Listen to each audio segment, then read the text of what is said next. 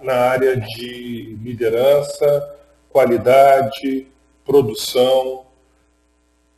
Senhores e senhoras, a tecnologia comportamental ela pode ser aplicada em qualquer ramo, onde haja o ser humano e se precise de uma performance desejável, satisfatória, inclusive nos ambientes do terceiro setor.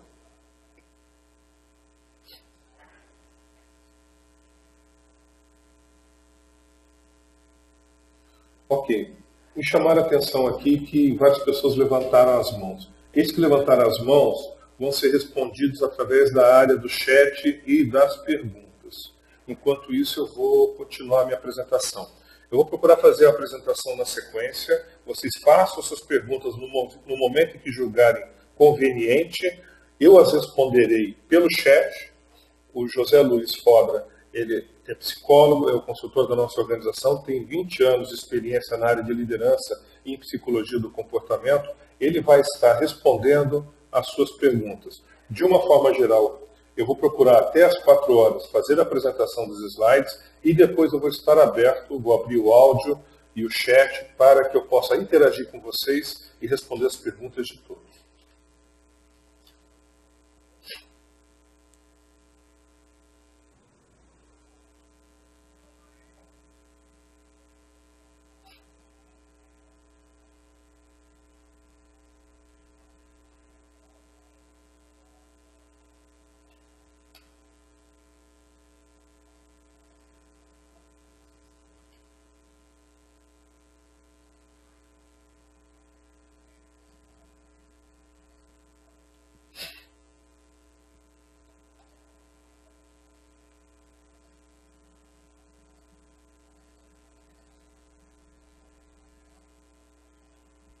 Bem, mudando de slide, aqui eu apresento alguns parceiros que confiam na MM.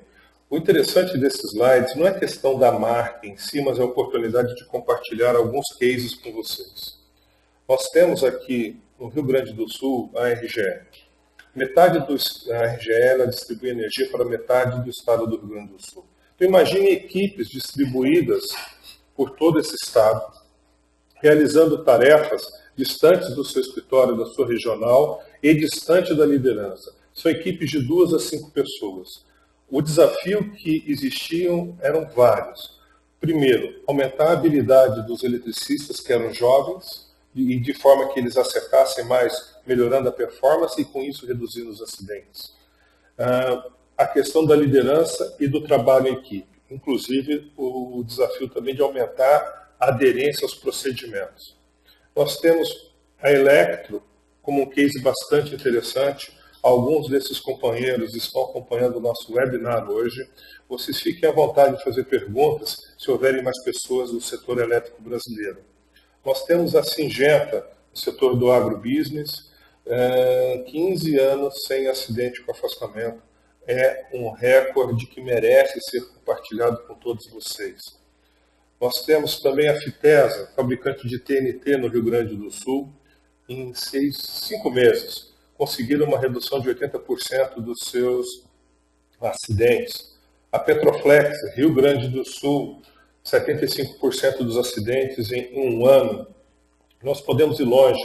Aqui em São Paulo, a Sebrace, e ela está em Santa Catarina também, para quem nos acompanha. Em Santa Catarina, em 3 meses, eles reduziram 75% dos acidentes.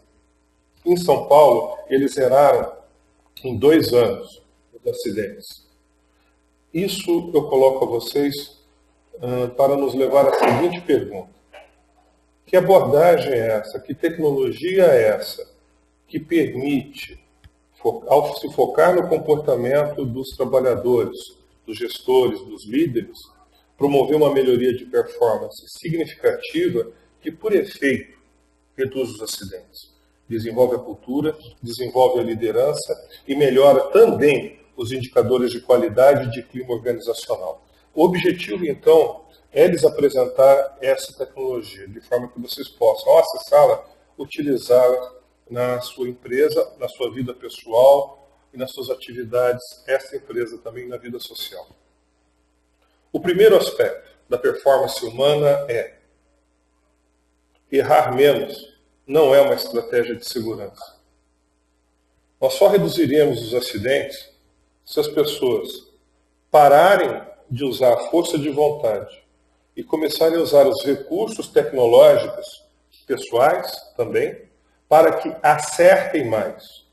Um processo onde as pessoas fazem as coisas certas, nas horas certas, da forma correta, por efeito, reduz as perdas e aumenta todos os indicadores operacionais desejados. Nesse sentido, as atividades operacionais que são comuns a todos, criamos um ambiente em que se busca mais comportamentos seguros e, ao acertar mais, eles trabalham com mais segurança.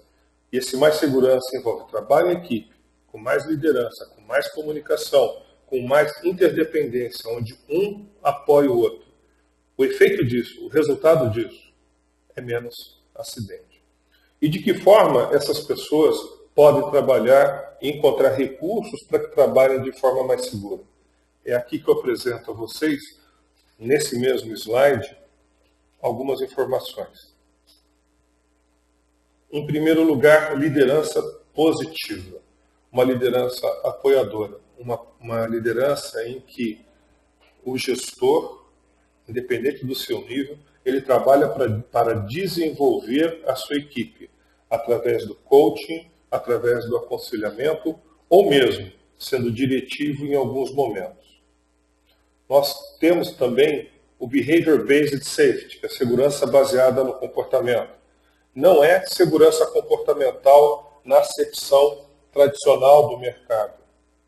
Ele é tema do nosso webinar do dia 24 de agosto e os convido a participar deste webinar. Nós poderemos aí apresentar com mais detalhes o BBS, Behavior Based Safety, o que não é o foco neste momento.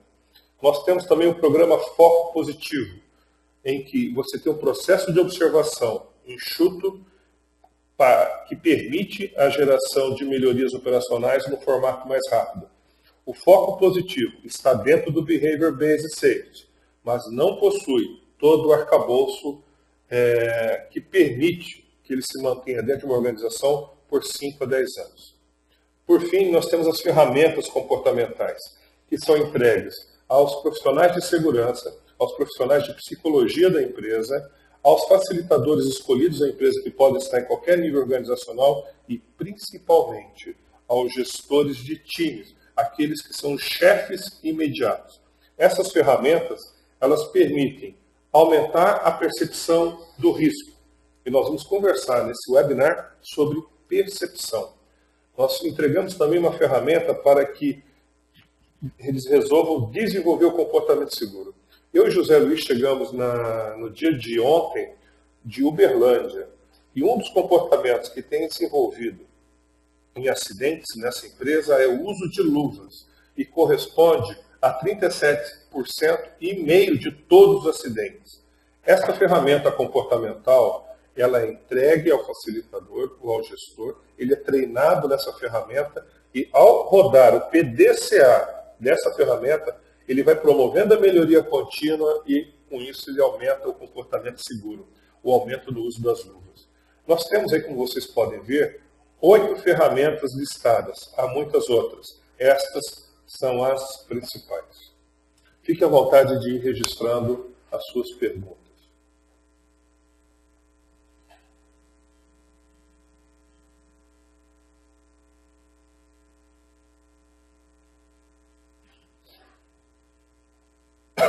Os resultados que nós temos obtidos em alguns clientes parceiros são esses que nós projetamos.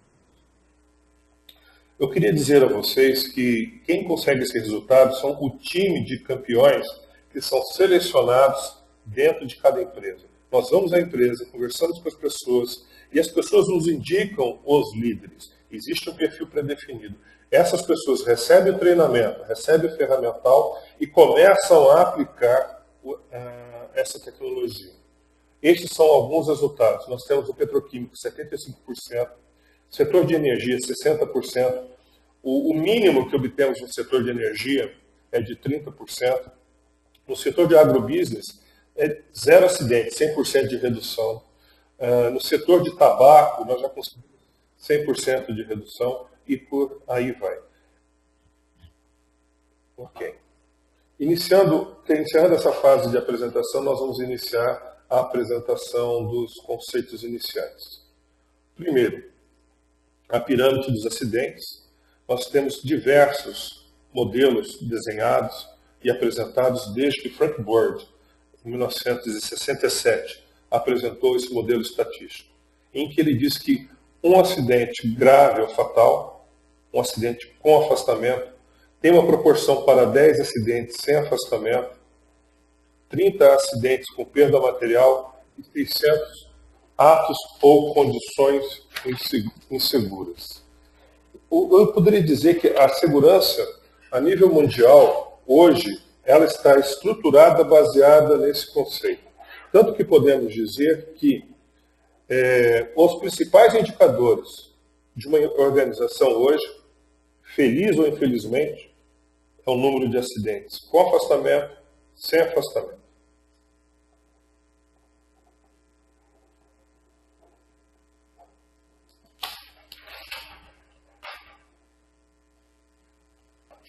O que nós observamos nessa pirâmide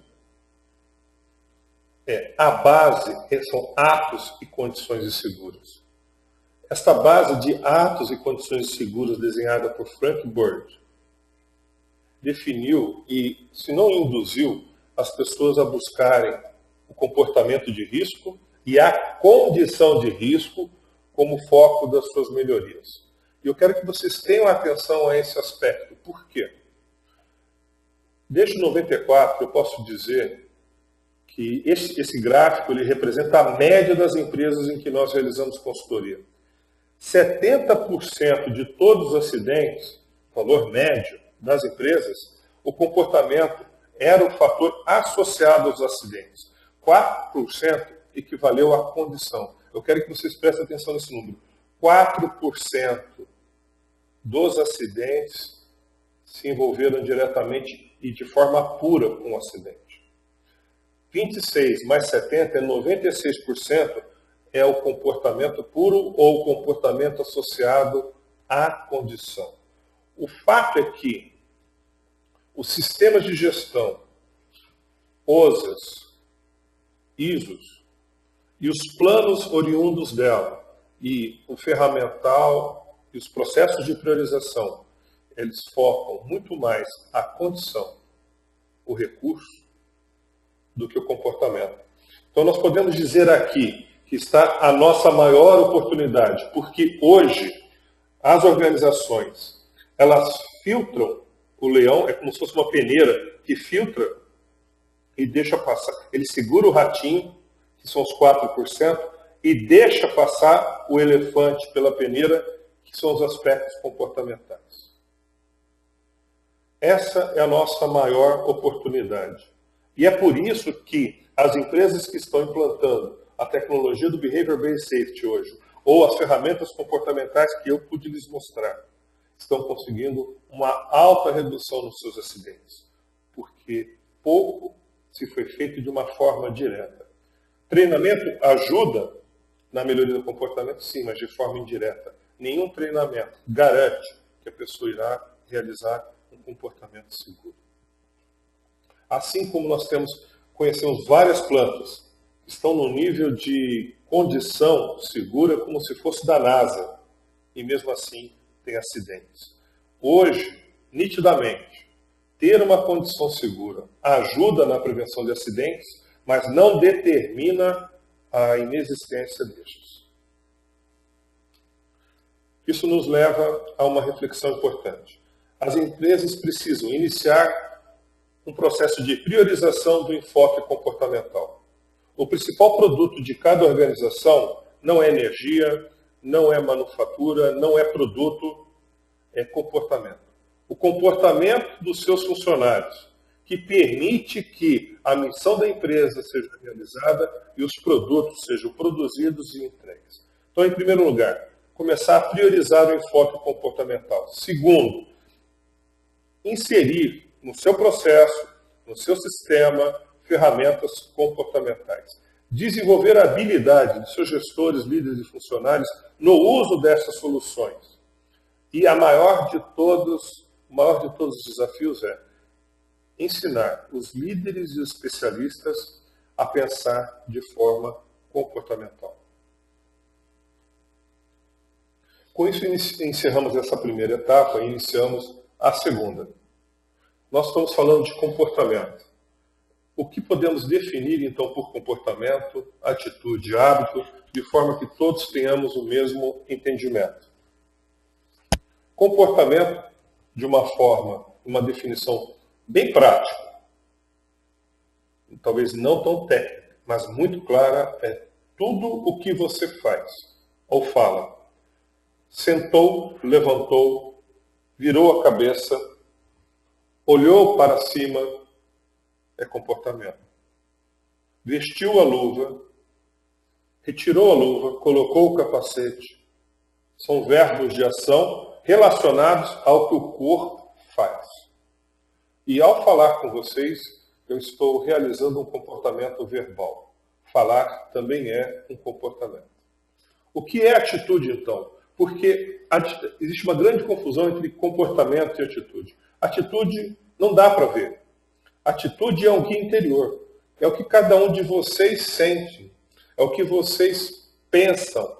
São as suas crenças, a sua predisposição a alguma coisa. São os seus valores, em termos de honestidade, solidariedade. Isso não pode ser visto, porque está dentro de você. Agora, pode ser inferido pela observação do seu comportamento. E por isso as pessoas rotulam as outras através de adjetivos, dizendo fulano é isso, fulano é aquilo, mas não porque consegue olhar a pessoa dentro, mas deduz pelo que ela faz. O comportamento é observável. A atitude não é observável. Por fim, o hábito, nós podemos dizer que quando você repete o comportamento dia após dia, no início é difícil, vamos dizer, aprender a dirigir. Existe uma grande dificuldade de se coordenar todas as informações que recebemos com mão, olhos, pés. Mas vai passando o tempo, vai se tornando mais fácil. A pessoa adquire fluência. E é pela repetição, a atividade vai se tornando mais automática. Até que, em um determinado momento, a pessoa dá partida no carro, sem se preocupar em girar a chave, pisar no freio e na embreagem. Isto é o hábito. E o nosso objetivo, quando falamos em gestão de comportamento, é desenvolver o hábito seguro. Estamos iniciando agora a terceira parte desse webinar, em que nós vamos apresentar os principais influenciadores do comportamento. Seria impossível poder lhes apresentar integralmente, e eu vou priorizar dentro do que nós mais encontramos dentro das organizações. Se houver em sua organização algum influenciador específico que não foi abordado aqui, fique à vontade em entrar em contato conosco através do telefone ou do e-mail. Este slide ele é bastante interessante. Vocês podem ver o pessoal se preparando no slide esquerdo em cima para trabalhar com um espaço confinado. Nós temos cilindros, nós temos máscara, capacete, luz, nós temos pontos de apoio, linha da vida, cinto de segurança. A pessoa não está trabalhando sozinha. Fantástico, trabalho seguro, eles estão muito bem setados para realizar um trabalho com uma performance ótima. Nós temos do lado direito uma imagem de um trabalhador rural com roupa impermeável, máscara para vapores químicos, óculos, ele tem um boné também impermeável, eles têm um vasilhame na mão com um produto químico, luva. Agora imagine essa pessoa trabalhando a 40 graus de temperatura com o sol a pino na cabeça dele. Ele ainda está usando todas as vestimentas. E, via de regra, o trabalho não é leve, o trabalho é pesado. Vamos para uma outra imagem, de forma que eu possa explicar esse slide a vocês. Vejam que belezura. O neném, bonito, limpinho, fresquinho, cheiroso. Esse slide é para nos lembrar que nós não nascemos de bota, de abafador, capacete, de roupa impermeável. Todo mundo nasceu peladinho. Desculpe a frase, mas nós nascemos nus, sem qualquer roupa. Não tem nada mais confortável que isso. No nosso lar, nós usamos roupas muito confortáveis, chinelos, camisas frescas. Mas quando vamos para o ambiente de trabalho, nós vestimos roupas mais desconfortáveis. Todo mundo e tudo na natureza procura convergir para uma situação de menor nível de energia. Em outras palavras, todos buscam o trabalho mais confortável. Todos buscam realizar a tarefa no menor tempo possível. E todo mundo busca a alegria e a felicidade. E eu vou retornar ao slide anterior e perguntar para vocês se é natural alguém usar todas essas roupas. Eu respondo, mas não sozinho, eu respondo com todos os especialistas em comportamento do planeta. Trabalhar com segurança não faz parte da natureza humana. Trabalhar com segurança requer um esforço consciente, porque a tarefa vai ficar mais lenta, a tarefa vai ficar com mais restrições, vai ficar mais desconfortável pelo uso dos EPIs, pelo uso de aparatos que vão nos proteger a vida, vão proteger a nossa integridade física, vão requerer um esforço consciente e muito mais atenção do que o usual. Nesse sentido, o trabalho da segurança, o trabalho dos profissionais de segurança, é uma luta diária contra a natureza humana. Anotem isso. Trabalhar com segurança, de forma consciente, é uma luta contra a nossa própria natureza. Nesse sentido, não podemos gerenciar a segurança como a produção é gerenciada, como a qualidade é gerenciada e como os serviços são gerenciados. Nós temos que observar o trabalho, a tarefa das pessoas com este olhar, no sentido de efetivamente sermos úteis àqueles que confiam em nós. Nesse sentido, vamos começar respondendo de onde vêm os comportamentos. Lembrando que os comportamentos são atos observáveis. Em primeiro lugar, vem do ambiente físico. Eu já fiz um trabalho numa empresa francesa em que eu fiquei impressionado pela máquina que um operador tinha que operar.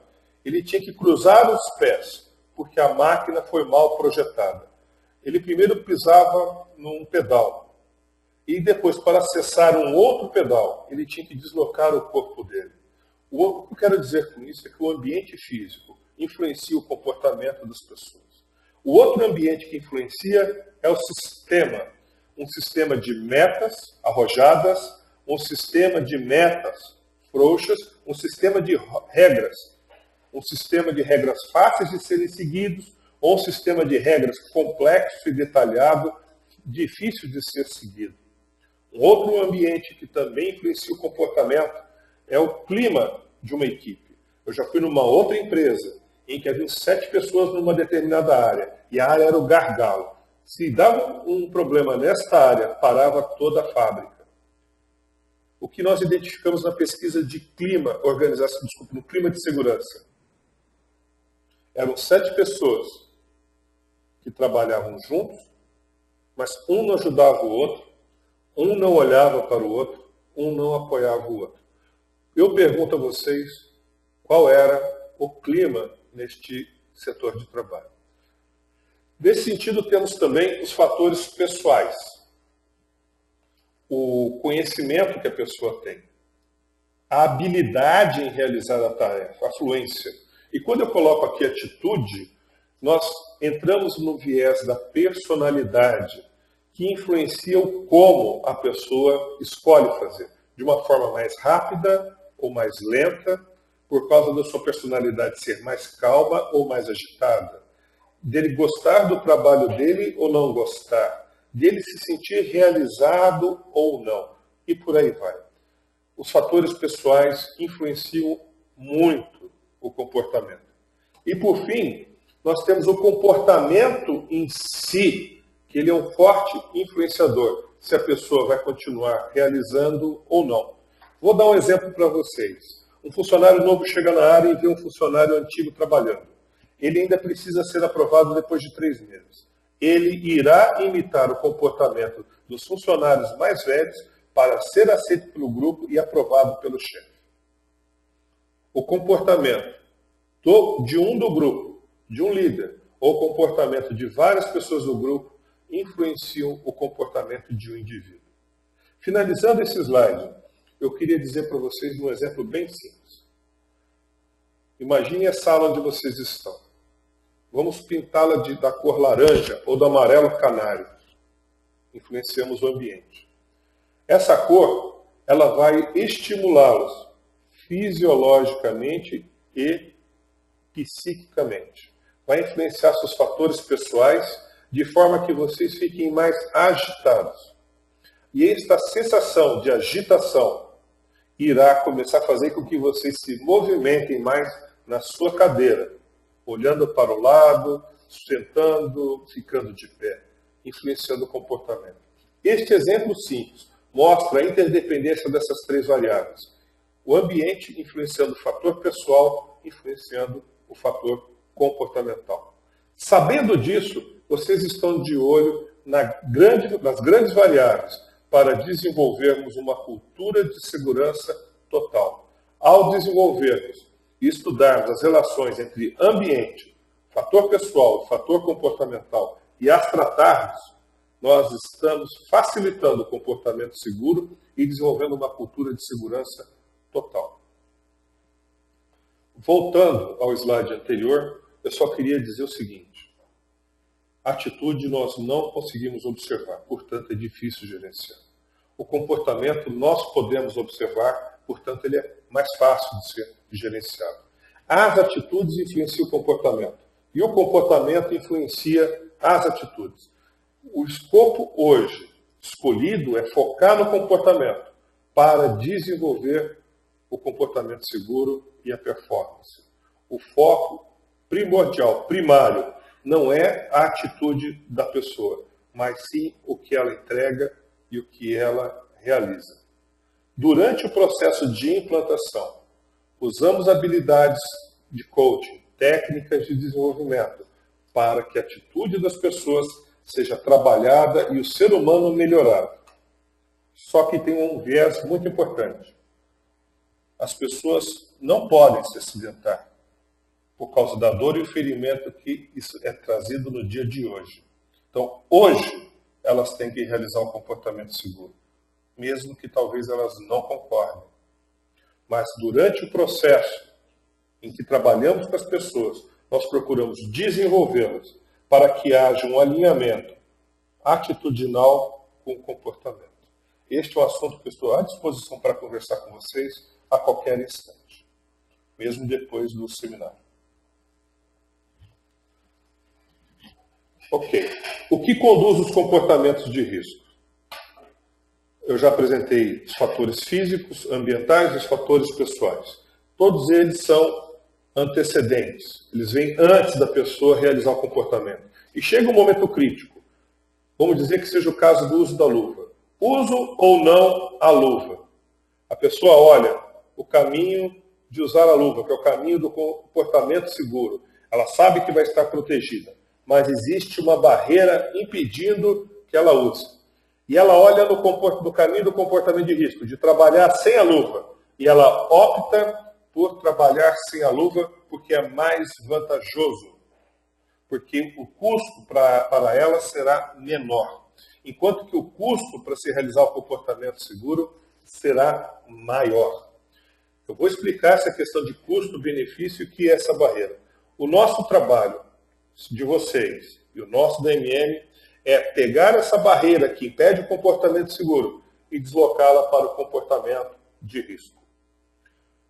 As barreiras podem ser inúmeras, como eu não preciso usar uma luva, a luva é desconfortável, não tem luva no estoque, e há muitas outras que eu vou mostrar a seguir.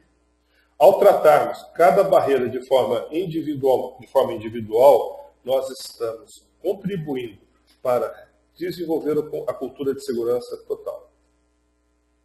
Barreira, por definição, então, é tudo aquilo que estimula o comportamento de risco e desencoraja o comportamento seguro. Neste slide nós temos várias barreiras. Em negrito, nós vamos estar sinalizando as barreiras que mais ocorrem nas empresas e a que trataremos especificamente aqui. As que estão com P, nível de prontidão, é a primeira barreira. P é um fator pessoal. Aonde tem A, é fator ambiental. Essas barreiras estão classificadas para um formato mais didático a vocês. Vamos à primeira, então, que é o nível de prontidão. Quando o funcionário, nós temos aqui a janela inexperiência, do lado esquerdo, a janela experiência, do lado direito, e várias outras características. Eu vou explicar uma a uma a vocês. O funcionário acabou de chegar na empresa, é inexperiente. O que ele faz? Como ele não sabe nada, olha essa coluna tracejada, é do conhecimento.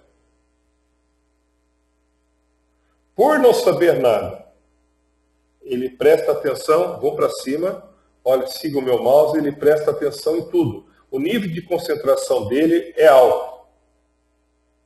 Vamos ver o que acontece agora com quem é veterano, 5 anos, 10 anos de empresa. Ele conhece tudo. E por causa disso, presta atenção em pouca coisa. Então, o nível de prontidão, ele influencia o erro humano. O novato, ele presta atenção em tudo e sabe pouco. Ele falha porque ele não sabe muito. E porque cansa prestar atenção em tudo. Ninguém consegue trabalhar 8 horas, 10, 12 horas no dia com 100% de atenção. É humanamente possível, impossível, fisiológica e psicologicamente impossível. E por este motivo ele falha. A solução aqui inclui treinamento, informação, pausa, repouso, enriquecimento da tarefa, acompanhamento. Por exemplo, vocês anotem isso porque é a solução para os funcionários inexperientes. E o que nós encontramos na empresa? Um processo de integração e liberação de funcionário de 1 a 2 dias. Não existe uma cultura de segurança total numa empresa como essa, pois o funcionário vai errar.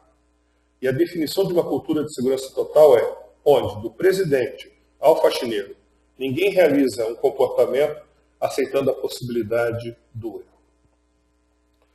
E o veterano, por que ele erra? Ele sabe tudo, mas ao não prestar atenção em muita coisa, ele falha. E como a base da pirâmide é extensa, o nível de erro é muito grande e há poucos acidentes, poucas perdas. Ok, o que nós fazemos? Através das ferramentas comportamentais, através da observação e do feedback, que é um processo de coaching, nós pegamos o funcionário inexperiente e o trazemos para essa zona intermediária do gráfico de uma melhor performance, de um melhor desempenho. Ele vai começar a aprender muito mais. E o veterano, ele vai começar a ser lembrado mais sobre o que ele já sabe e o nível de atenção dele vai ser ampliado. Um passa a prestar mais atenção e o outro passa a conhecer mais. Em função desse mecanismo básico, o nível de prontidão dos dois níveis, inexperiente e experiente, se juntam numa direção de maior performance, de maior acerto. Neste gráfico, nós temos as questões da competência e incompetência. Muitos funcionários, eu já entrei na área produtiva, achando que eu estava com a touca no cabelo, era uma indústria alimentícia. E não estava. Eu já entrei também, ao fazer meu trabalho na área produtiva, ficando num lugar que era perigoso. E o operador veio cuidar de mim. Ó, Carlos, fica nesse outro local aqui que vai ser mais seguro para você.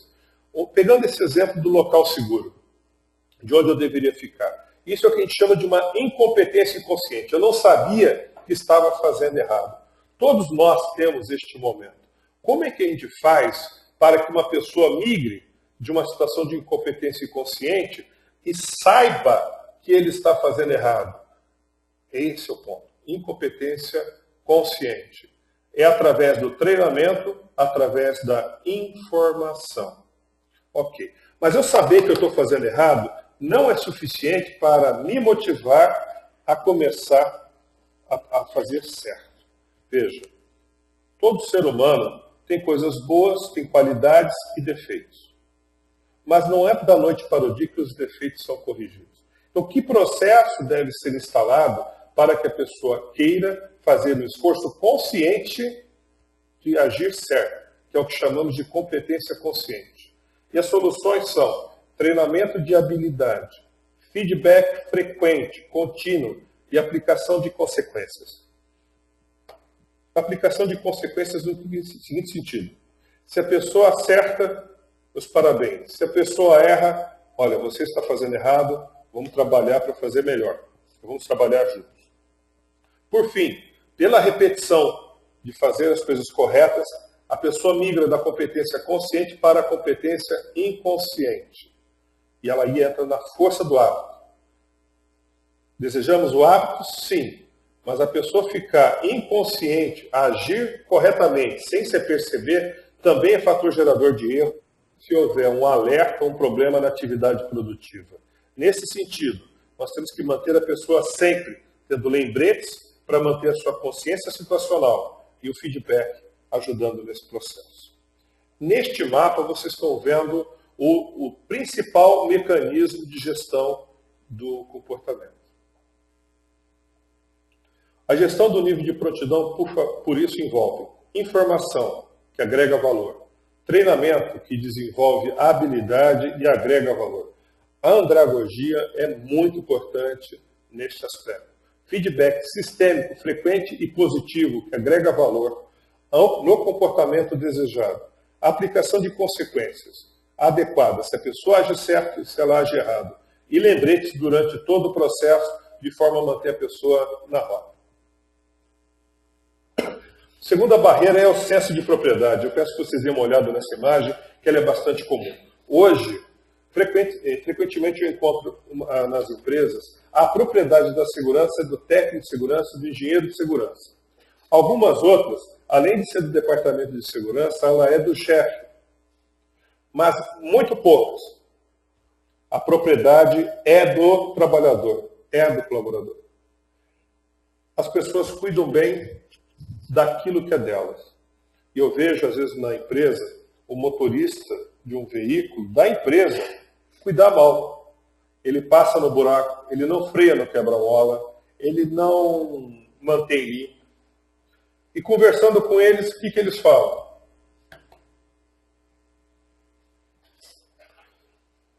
O meu carro eu cuido muito melhor. Faça essa pergunta a vocês mesmos. Façam as pessoas da sua empresa. Então fica o desafio. Como fazer com que a segurança, a saúde ou a qualidade sejam de propriedade dos funcionários da empresa que vocês trabalham?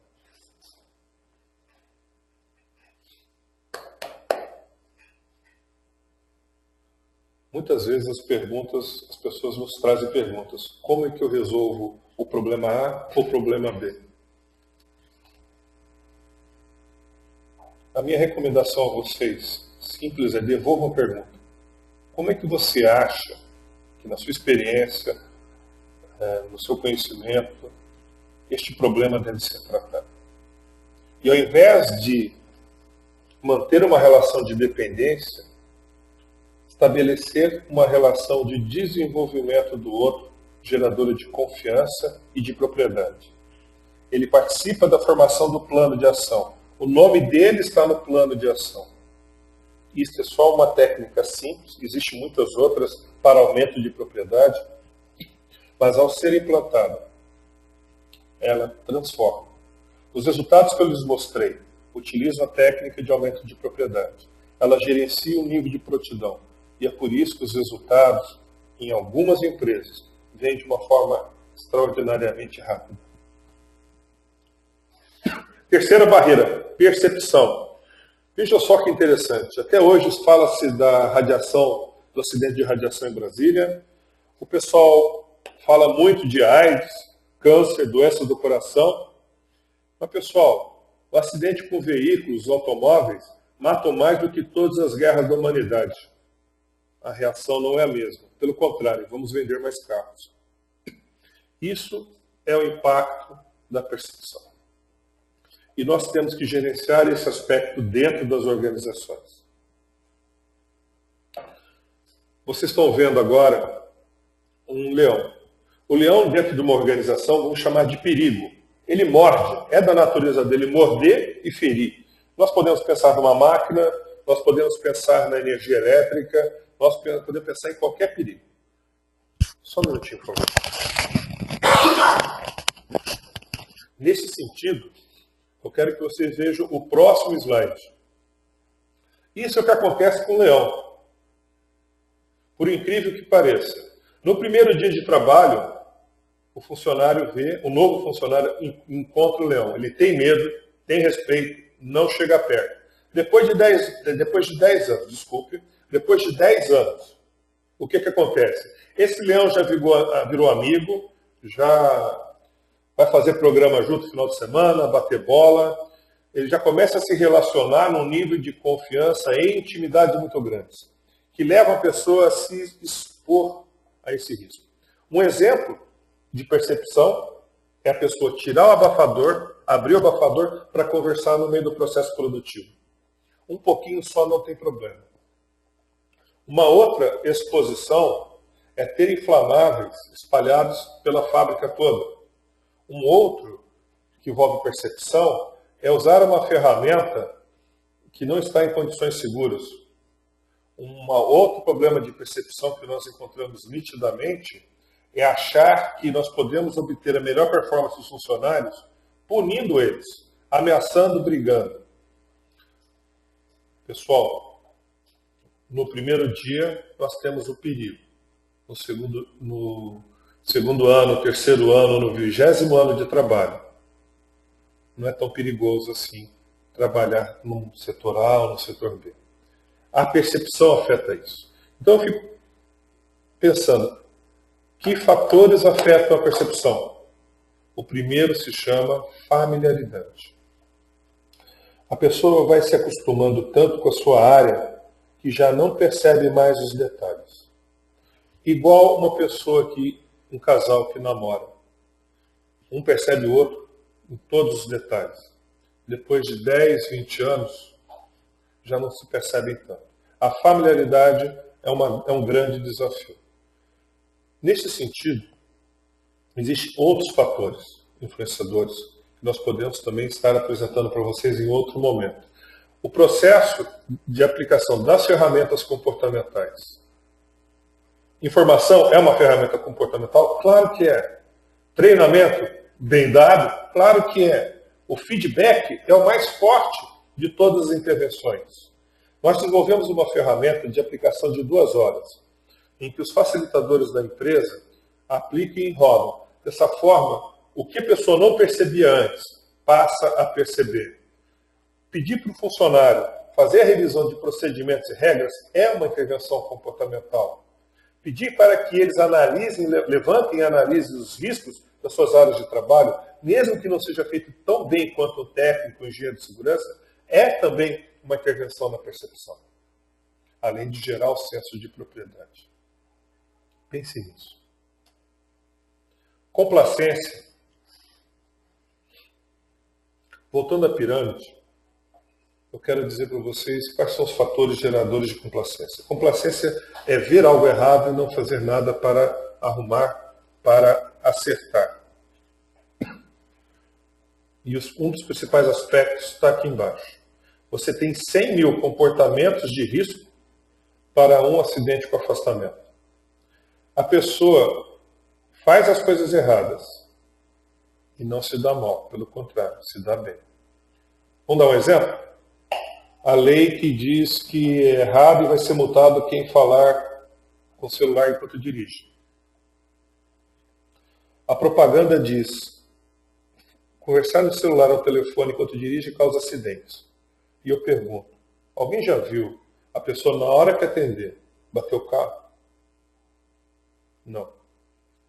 Porque senão seriam 100 mil comportamentos de risco com 100 mil casos de acidente. Não existe isso. Pelo contrário, a pessoa atende o telefone, conversa, manda mensagem, resolve todos os problemas e não bate o carro. Isso acontece dentro da empresa. Ao reduzirmos os comportamentos de risco, nós estamos reduzindo a probabilidade de ocorrência de todos os acidentes. E mais importante, invertendo para o trabalho seguro, a performance cresce vertiginosamente. Nesse sentido, eu faço algumas perguntas a vocês. A complacência é o resultado do não entendimento do risco? Qual que é a opinião de vocês? Eu queria dizer que de 60% a 80% dos acidentes, isso é um número factual, é verdadeiro, porque nós medimos isso. As pessoas não perceberam o risco e não sabiam lidar com ele. Vou repetir, 60% a 80% dos acidentes, as pessoas não percebem o perigo, não percebem o risco. Se eles não percebem o risco, por mais competentes que sejam e inteligentes, o que faremos? Segundo, em muitas situações, o funcionário trabalha sozinho, é deixado sem nenhum feedback, ele é contratado, largado na área e não lhe dizem como trabalhar corretamente. Terceiro, entra o fato dele fazer o comportamento de risco e se dar bem. Ele entrega o trabalho, ele alcança as metas produtivas, ele resolve os seus problemas. E quarto, lembra da imagem do neném? Menor nível de energia, todo mundo nasceu sem roupa. As pessoas realizam o comportamento de risco para ganhar tempo, reduzir o esforço, reduzir a fadiga e para ganhar mais dinheiro. Pense nisso. Como é que a gente trabalha esse aspecto? Implantando um programa Foco Positivo, aumentando a frequência de observação, aumentando a frequência de feedback e de um processo de melhoria do comportamento seguro. E a solução do Behavior Based Safety. Nós temos aqui mais 3 minutos mais 5 minutos para o encerramento do webinar e eu vou abrir a vocês o espaço para que possamos conversar, tirar dúvidas, fique à vontade. As perguntas de vocês estão sendo registradas e eu vou respondê-las no tempo que vocês quiserem, estou totalmente à disposição. Um outro aspecto é a homeostase. Tudo varia. A percepção das pessoas varia. Vamos dar um exemplo nesse gráfico. A empresa não tem acidente. E por não ter acidente, aumenta o comportamento de risco porque as pessoas relaxam. É o número 1 aqui no gráfico. Vai aumentando o comportamento de risco até que ocorre no nível 2 um acidente. E aí a sensação de perigo, de proximidade, da encrenca, faz com que as pessoas reduzam o comportamento de risco, aumentem o comportamento seguro. Até que elas voltam a ficar tranquilas e volta a ocorrer o mesmo fenômeno de relaxamento do acidente. O que vocês podem ver aqui é que existe uma oscilação, uma variação entre o arriscar e o não arriscar. O trabalho nosso é justamente conseguir gerenciar e estabelecer um limite para essas variações. A homeostase tem sido muito estudada na psicologia do comportamento e, ao entender e saber como lidar com ela, permite uma gestão ótima. Como é que nós gerenciamos a homeostase? Tem que ser através de programas e processos, a ação isolada de palestras motivacionais, de lembretes ou intervenções na linha não funcionam, não são efetivas, é necessário estabelecer um processo. E o principal mecanismo deste processo se chama aplicação de consequências. Mau planejamento está presente em 100% dos acidentes. Vocês podem ver nessa foto que este funcionário que foi tirado era uma plataforma de petróleo, um dos trabalhos mais perigosos do planeta. Ele trabalha há 10 anos fazendo isso e nunca se acidentou. Mas todo mundo que eu mostro no Brasil essa foto acha que ele vai cair. Só que ele não planejou cair. Se vocês olharem o olhar dele, olhem aqui no mouse, a concentração, a destreza. Ele supriu a área com todos os recursos necessários para que ele pudesse realizar essa tarefa de forma ótima. E ele nunca caiu. Se ele nunca caiu e todo mundo espera que ele caia, nós temos que mudar a definição de acidente. Porque o acidente enquanto evento não desejado permanece. Mas ele aqui é extremamente imprevisível. E não podemos afirmar que é um evento indesejado e imprevisível. Essa definição tradicional tem que ser alterada. Porque todos que trabalham com ele podem esperar que ele caia em algum momento. Então a nossa sugestão é que o acidente tem essa definição. É um resultado não planejado de um comportamento ou de um outro evento, o qual pode ser a morte, o ferimento ou o dano. E todas as barreiras anteriores influenciam para que ele tenha um mau planejamento. A percepção, a complacência, a homeostase, todos os fatores anteriores se somam para que a qualidade do seu planejamento seja afetada.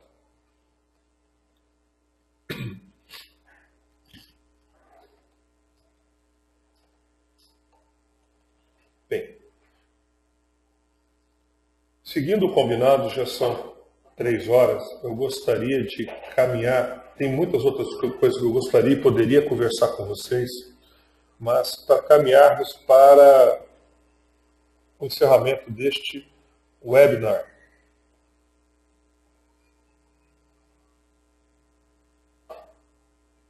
Eu peço a vocês mais 5 minutos.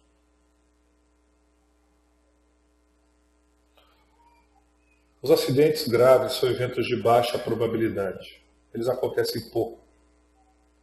E os atalhos frequentemente tornam o trabalho mais fácil, mais rápido e confortável. Além disso, a desorganização das consequências na empresa fazem com que as pessoas recebam benefícios e incentivos para trabalhar de forma insegura. E algumas vezes são até punidos por trabalhar de forma segura. Os princípios que a psicologia do comportamento trabalha são: o comportamento correto reduz acidentes. O comportamento seguro é desenvolvido através do funcionário saber qual é o comportamento seguro que ele tem que realizar e saber se ele está realizando ou não. Terceiro, o comportamento pode e deve ser medido regularmente. Quarto, o funcionário que você quer que ele desenvolva o comportamento seguro é parte da solução e não parte do problema. Por fim, a melhor pessoa para definir a segurança dela é ela mesma. O nível de segurança que uma pessoa aceita não pode ser decretado por nenhum especialista ou por nenhum diretor. Pessoal, eu queria agradecer a presença nesse webinar. Eu chego neste ponto com a sensação de que o tempo foi curto demais. Precisaríamos de mais 1 hora, mais ou menos. Estou à disposição de vocês para responder as perguntas. Eu tenho aqui 3 perguntas que me foram apresentadas. A primeira: campanhas de premiação funcionam? Essa é uma ótima pergunta. Eu digo que sim e não. Se você disser para as pessoas: olha, se você fizer o comportamento A, eu vou te dar um sorvete, ela pode até lá fazer. Mas até quando você vai ter que dar sorvete para que ela se motive a realizar isso? Então, as pesquisas mostram que premiar para se obter comportamento seguro sai caro e não é efetivo. O que funciona é o reconhecimento, a apreciação social por parte de um líder com a equipe dizendo: Zé Luiz, eu agradeço o teu apoio, está me ajudando bastante a selecionar essas perguntas. Muito obrigado. Isso é o que mais funciona. O que nós recomendamos é que, baseado na qualidade da jornada das pessoas, do esforço, em algum momento, celebremos a jornada e não os resultados. Segunda pergunta: a punição imediata, certa, funciona como uma barreira? Sim. É muito comum, eu diria que em 100% das empresas que nós vamos trabalhar, a principal ferramenta de gestão de comportamento é a marreta. O funcionário faz algo errado e o gestor, em algum nível, para conseguir o comportamento certo, aplica a marreta nele. É uma barreira ao comportamento seguro, porque só ensina o que a pessoa não deve fazer, mas não ensina o que ela deve fazer. Não sei se eu fui claro. Eu diria que o título de um livro que eu recomendo a todos é: por favor, alguém me diga como é que eu estou indo. O que funciona é o feedback e não a punição para aumento de performance. Terceira pergunta: como fazer para o colaborador aceitar uma abordagem corretiva? É simples. Respeite os sentimentos dele. Adeque o que você vai dizer ao que ele pode suportar, em termos de compreensão, em termos de emoção. Terceiro, agregue valor na vida dele. Com o tempo, ele vai pedir para você orientação, ao invés de você precisar ficar o tempo todo indo atrás dele. Isso que eu estou falando para vocês é comprovado. Nós temos experimentos, nós temos dinâmicas e nós temos cases que comprovam isso. Fique à vontade de buscar essas informações conosco a qualquer momento. Estou aberto a outras perguntas. A pergunta é: apelar para o reflexo do acidente na família do acidentado é uma ação eficaz? Ok.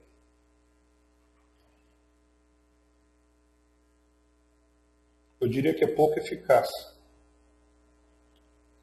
É mais eficaz você apontar o reflexo da segurança na família do acidentado. O que ele vai levar para casa junto com o salário se ele trabalhar seguro? Mais alguma pergunta?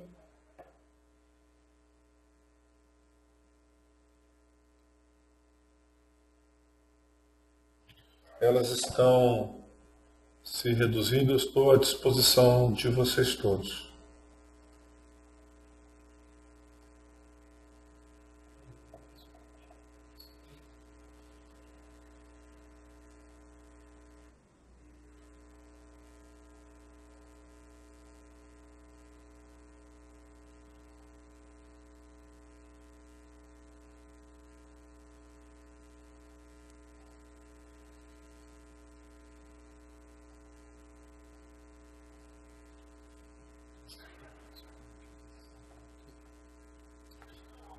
Foi feita uma pergunta: este material do treinamento pode ser disponibilizado, por mais que seja reduzido? Fábio, eu vou estar compartilhando com vocês. Eu não tem como compartilhar todo o material, porque ele tem mais de 30 megas. É muito pesado. Tá? Mas eu vou estar mandando a todos vocês um exemplo de como fazer uma intervenção comportamental usando a sinalização. Eu vou estar mandando um e-mail a todos os participantes de um material que afeta a percepção das pessoas usando a sinalização. Como fazer com que as pessoas, após vários anos, a pergunta do Mário, como fazer com que as pessoas, após vários anos de trabalho, não esqueçam do leão e vejam o gato? Mário, a nossa constituição física, cérebro, a parte química, os nossos mecanismos neurológicos e a nossa mente, ela é programada para que o leão diminua de tamanho e se torne um gato. E nós somos programados para falhar. Nesse sentido, o que podemos fazer? A técnica é simples e requer dedicação. Você trabalha com uma outra pessoa. Você vê ela fazendo comportamento seguro. Você diz a ela que ela fez comportamento seguro e o que ela vai ganhar com isso. Se essa pessoa colocar a mão no leão, fizer um comportamento de risco, você diz para ela que ela está realizando um comportamento de risco XYZ. E o que vai acontecer com ela se ela continuar realizando esse comportamento?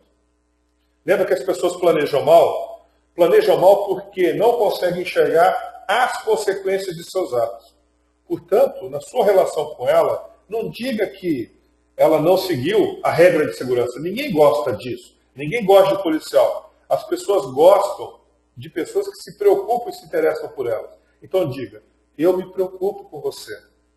Esse seu comportamento de trabalhar sem a luva vai fazer com que você corte a sua mão. Está vendo a navalha ali? Foi quase. O que você pode fazer para trabalhar com a luva? Tem alguma dificuldade? O que eu posso ajudar? As pessoas precisam de amigos, de companheiro. Não precisam de juízes. Tá bom, Mário?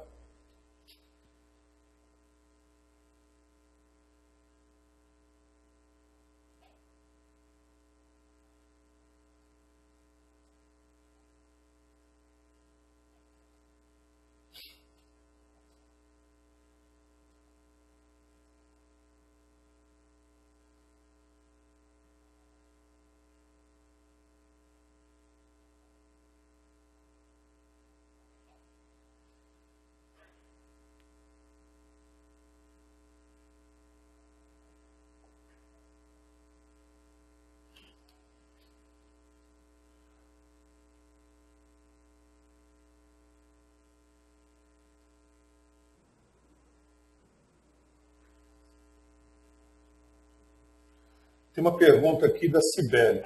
Existe um treinamento mais adequado para trabalhar com as lideranças? Sim, existe. Nós temos que lembrar, em primeiro lugar, que as pessoas, os líderes são pessoas adultas. O adulto aprende fazendo. Então, o treinamento teórico, conceitual, tem uma eficácia muito baixa. É necessário que o treinamento ele tenha uma fase de conceituação pequena e uma fase muito grande de aplicação.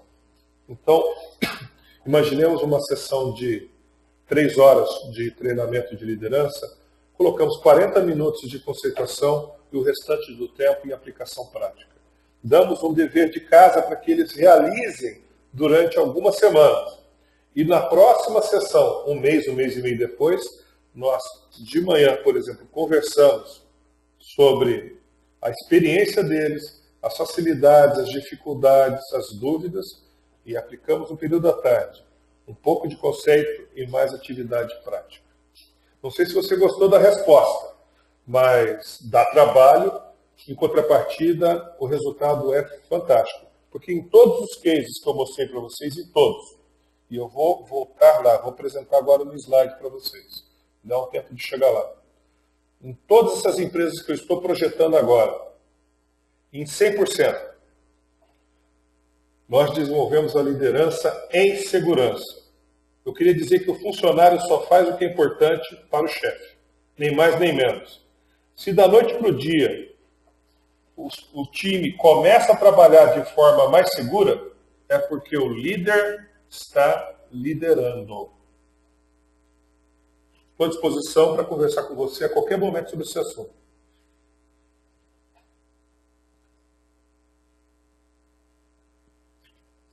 Há uma pergunta. Este treinamento será presencial na região de Jundiaí?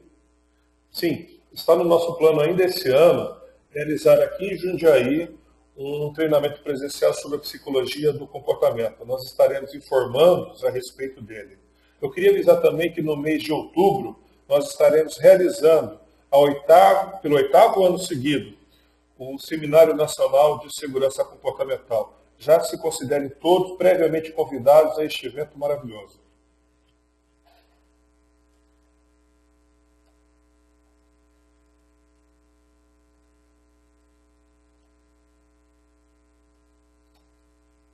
Com relação ao treinamento de liderança, existe uma abordagem inovadora que nós estamos realizando, que é o Cascade Coaching.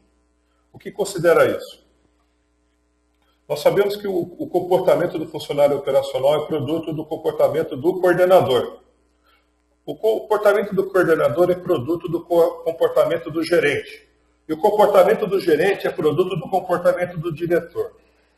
O que nós estamos fazendo? Nós estamos trabalhando com o diretor e o gerente para, através do coaching, alinhar o comportamento, os poucos comportamentos que eles têm que fazer para que haja mais segurança nos níveis inferiores. Isso é o Cascade Coaching. E está sendo muito efetivo no processo de desenvolver a liderança e segurança aliada à redução de acidentes e melhoria do clima organizacional.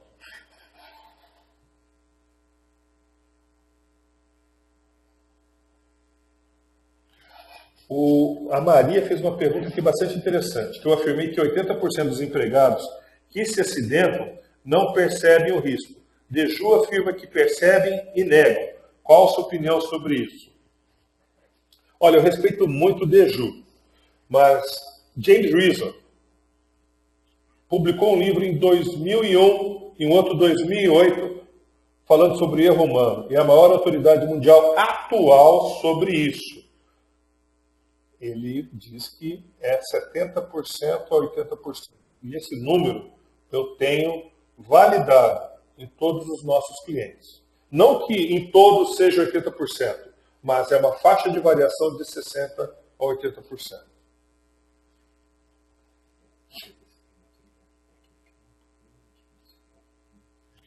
O José Luiz me pediu que eu complementasse com um aspecto bastante interessante.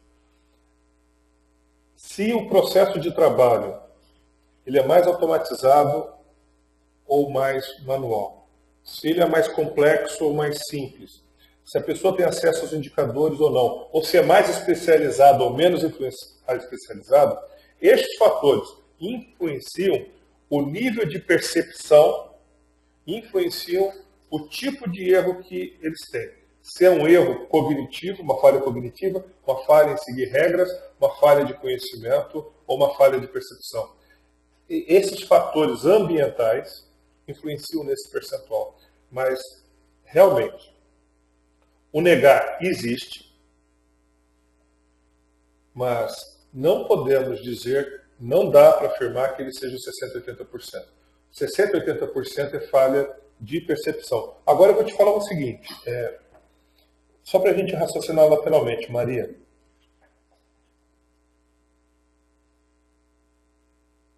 Se a pessoa vê um risco e acha que vale a pena pagar para ver, mesmo que ela morra, você não acha que a percepção dele está alterada? Fica essa pergunta para a gente conversar mais para frente. Nós dois vamos aprender com essa conversa. Obrigado.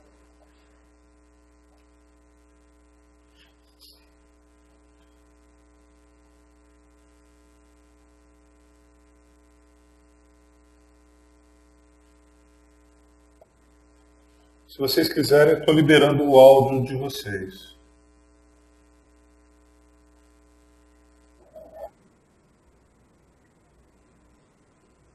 Só peço que perguntem um de cada vez.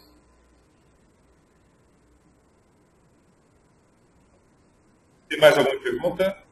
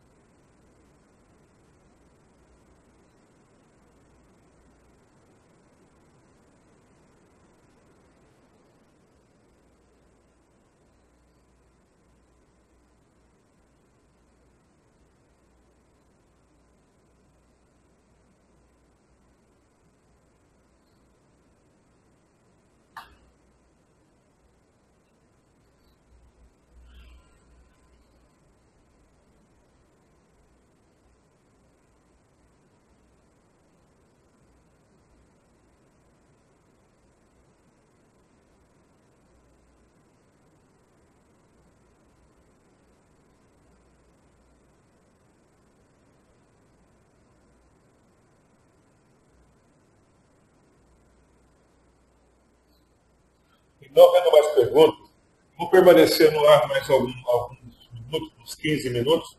Se vocês fiquem à vontade em realizar. O áudio de todos está liberado. Fiquem à vontade. Eu agradeço a presença de todos, a confiança.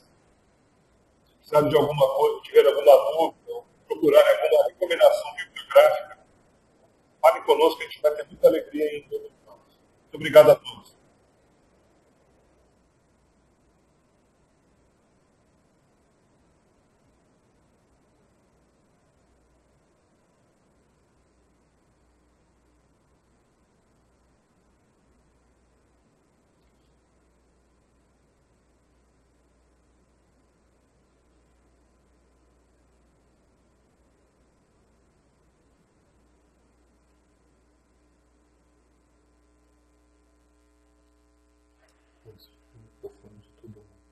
Valdeci, isso já foi providenciado.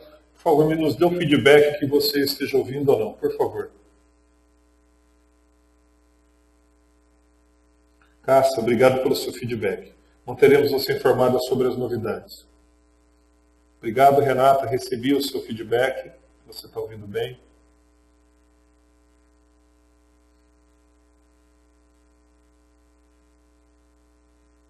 Obrigado, Valdeci, pelo feedback. Estou à disposição. Se você tiver alguma pergunta, alguma necessidade específica, fique à vontade de compartilhar conosco.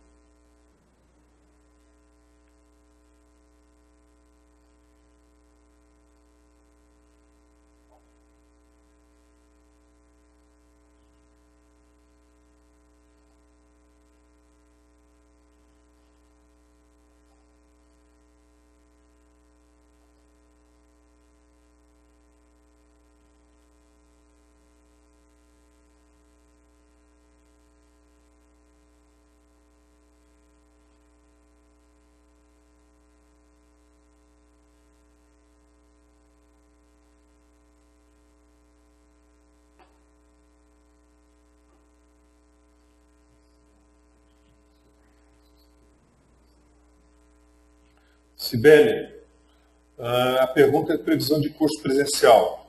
Nós temos e estaremos divulgando nas próximas 2 semanas nossa agenda para o segundo semestre. Te garanto que você vai receber essa informação. Eles ocorrem frequentemente aqui na região de Campinas e na região de Jundiaí, além da web. Nós manteremos você informado.